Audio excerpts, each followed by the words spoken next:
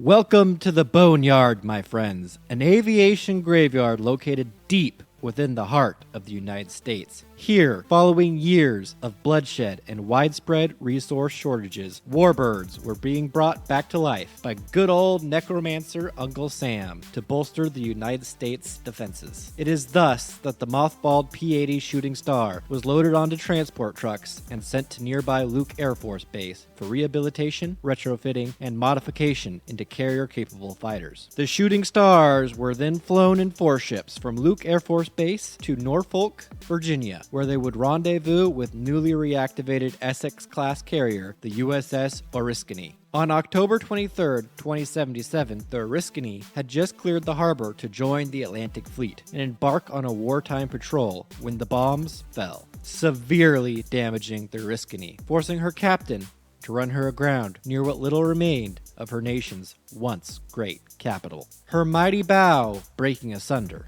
on impact. It is there that the lone wanderer can find her, along with her mighty winged cargo. Welcome to the wild and wacky world of Fallout 3, where surprisingly, a lot of the vehicle designs are pretty dang functional. How can that be, you ask? Well, easy. For Fallout 3, a lot of the designs are near one-to-one replicas of existing real-world systems.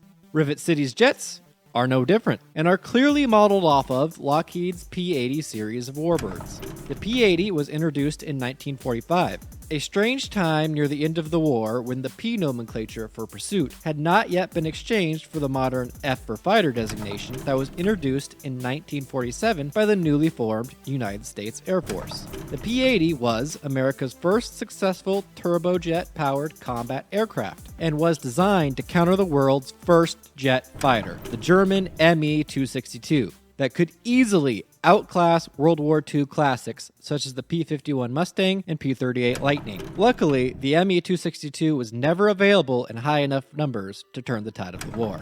Although victory in Europe occurred before the Shooting Star could fulfill her purpose in World War II, she would go on to serve in the Korean conflict before being retired from service in 1959. The astute among you might have recognized that thus far, talking about the P-80, I haven't mentioned the Navy, which you might think odd considering the vehicle system is found aboard Rivet City in the Fallout universe. Well, this is because the P-80 saw very limited service with the Navy, with only a single test P-80A being modified for carrier operations, and the rest operating as training aircraft from naval bases. The Shooting Star would succeed in both roles, however, and would result in the creation of the T for Trainer 33 Shooting Star, or T-Bird, for land-based operations, and a carrier-specific variant, the T-2V Sea Star, for the Navy.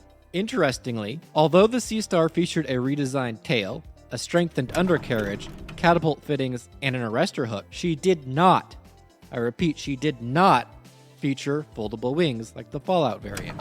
Finally, at the bottom of the P-80 family tree, the T-33 was developed into the F-94 Starfire, a night fighter, hence the name, and no, it is not related in any way to the Teen Titan, that was developed specifically to counter the USSR's Tupolev Tu-4 Boeing B-29 Super Fortress copy. Before we move on to the specifications, I want to give an honorable mention to the F-89 Scorpion that also shares a lot of the visual DNA of the P-80 family. So much so, you would swear they were related. The Scorpion was introduced in 1950 and had the dubious distinction of being among the first United States Air Force jet fighters to be equipped with, wait for it, air-to-air nuclear weapons, which was a thing, apparently. What a wonderful world we live in. So now that we have established that the P-80 was not, in fact, outfitted for carrier operations, but could have possibly been, if so desired, we can go ahead and jump into what will certainly be the easiest specification section in Spydingo history by far.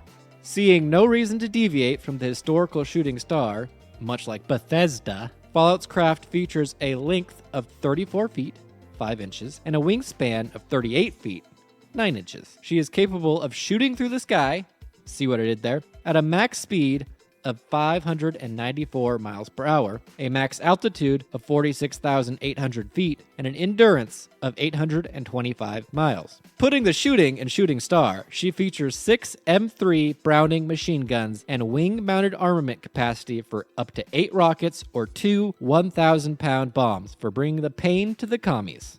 Alright, now for the pro, that's right, singular, and the few cons I have with Fallout's implementation of this classic design. The pro has to be, since she is an existing warbird, the foundation for the model is sound. This craft can fly, would fly, and should fly. Also, as far as a 1940s fighter goes, she does function, and Bethesda didn't do enough wrong to completely sink her, and that brings us to land at Con International. I'm not gonna lie to you, pretty much everything Bethesda did do to the Shooting Star, they really shouldn't have. And I guess that really is only one thing that they did do, and that's the most obvious issue, those folded wings. While I don't have any issue with folded wings in general, in fact, I quite like them for a carrier application, I really don't enjoy the support bar they have added in here. Yes, you wouldn't want these wings flapping around, but I'm not really sure what forces Bethesda thinks are acting upon carriers to make such a thing happen. Granted, I'm no expert on, well, any of this, but it is my understanding that aircraft carriers are huge and therefore are exceedingly stable, so the rocking of the vessel to and fro wouldn't really be an issue for the wings. Now I could see, should the carrier take an impact from a 1,000-pound bomb or something, sure, there could be enough force to extend those wings, but in that case, you've got bigger fish to fry, am I right? That's not the only reason I have disdain for that dang bar, though. In the olden times, before advanced radar and the like, fighters were often forced to be scrambled, i.e. started, crewed, and launched in an exceedingly short amount of time. You simply could not do this if you need to unbolt the wings' arresting gear before folding them out. Sure, you could say, hey, Spydingo, it's 2077, so they would absolutely have early detection capabilities, so scrambling aircraft is far less of a thing. And sure, you would be right, but then why the heck are they using a World War II era fighter at this point? Coincidentally, that right there is my second con with Fallout's P-80.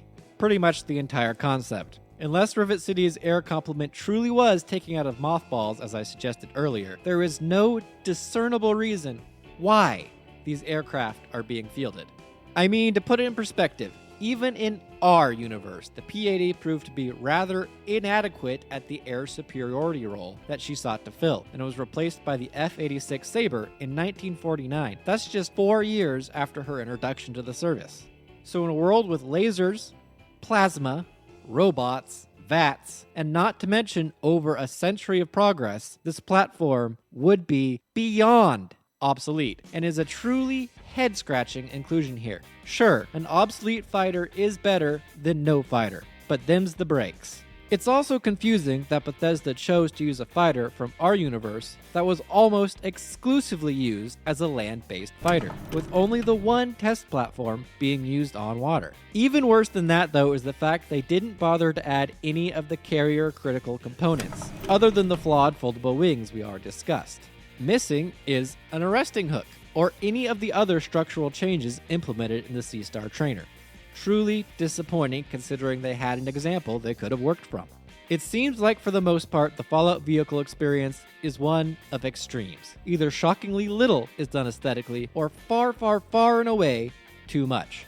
I'm looking at you, Stingray Deluxe. I truly hope that Fallout 5, whenever that may be, shoots for something in between the two extremes, and finally gives us a fighter I can hang my hat on. If you happen to be listening, Bethesda, I'd take an F-14, it has those movable wings that y'all love, as a base, and then atom punk it up like you do.